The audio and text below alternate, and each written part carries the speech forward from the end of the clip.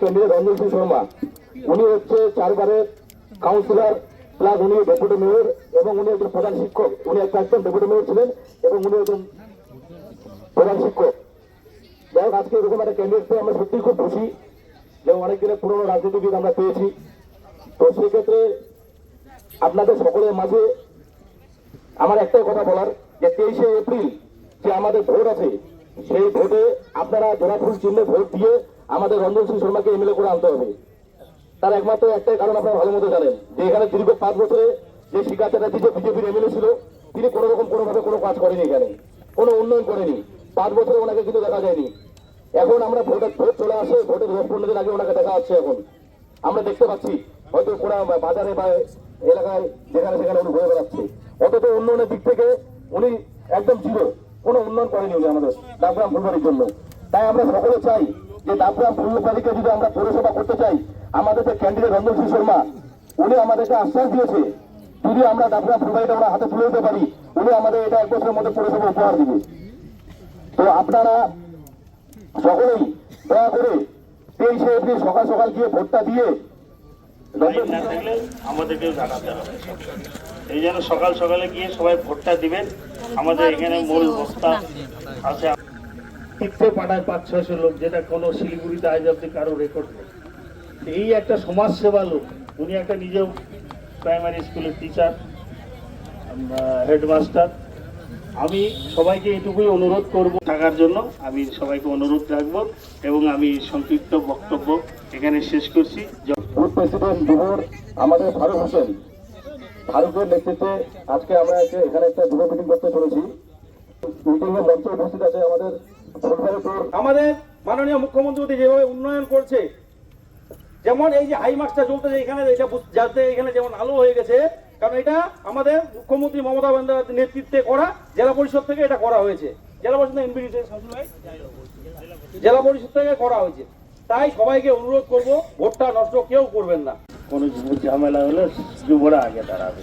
তা আমি এইটুকু বলতে চাচ্ছি যে এই যে একটা পশ্চিমবঙ্গে একটা হিন্দুত্ববাদী একটা দলকে আনার জন্য যে মোদী সরকার যে প্রচেষ্টা চালাচ্ছে, এটাকে আমাদেরকে রুখে দিতে হবে। আমরা যে এলাকাতে আছি, শামসুল ভাই এলাকা, এই এলাকাতে মাইনরিটি ভোট আমাদের আছে বেশি, কিন্তু সিপিএম একটা ওদের প্রভাব আছে। সেই প্রভাবটা যাতে না পড়ে আমাদেরকে বাড়ি বাড়ি গিয়ে লোককে বুঝাইতে হবে। কারণ হচ্ছে আমরা হচ্ছে পশ্চিমবঙ্গের লোক, ফুলবাড়ির লোক, আমরা শান্তিপ্রিয় লোক, আমরা দাঙ্গাবাজ। বিজেপিকে কোনো মতে এই ফুলবাড়িতে আসতে দিব না। আজকে দেখলেন একটা রোড শো করে গেল, ওরা সব কেন্দ্রের থেকে গাড়িগুলো দিয়েছে, ওই গাড়ি নিয়ে একটা র্যালি করলো। যে র্যালিতে দেখলাম আমি, যদিও বেশি অতটা লোক নেই, যদিও নেই, ওটা দেখলাম আমাদের কিন্তু লাইনে দাঁড়াতে হবে।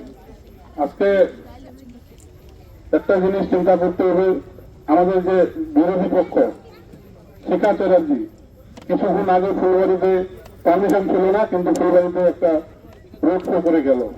যাই হোক, আমরা দেরিতে খবরটা পাইছি বলেই আমি শুভকে ফোন করছিলাম, দেরিতে খবরটা পাইছি বলে কমপ্লেনটা করতে পারলাম না। তো শিল শর্মা হচ্ছে 4 বারের কাউন্সিলর।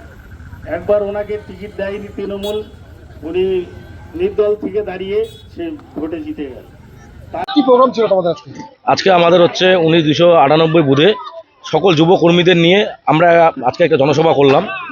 তো আজকে জনসভা মেন উদ্দেশ্য ছিল যে 23শে এপ্রিল, আগামী যে 23শে এপ্রিল, সেই 23শে এপ্রিল আমাদের যে মমতা ব্যানার্জির স্নেহধন্য প্রার্থী শ্রী রঞ্জন সিং শর্মাকে বিপুল ভোটে যেন আমরা জয়যুক্ত করতে পারি, সেই নিয়ে আজকে আমাদের এই কর্মী সভা ছিল আর কি। সামনে ভোট চলে আসছে, ছোট বড় জনসভা সভা করছে, তো তৃণমূল প্রার্থী রঞ্জন সিং শর্মার কতটা দেখছে যে সারা পাচ্ছ?